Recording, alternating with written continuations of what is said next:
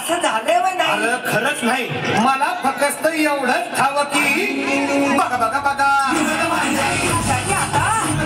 शिवरायांनी आता महाराजांनी राजाने काहीतरी सिद्धीची आता वाटते त्याला.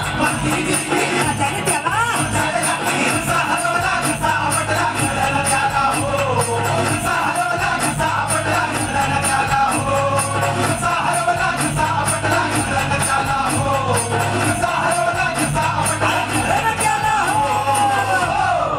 म्हणून राजा आपला भारी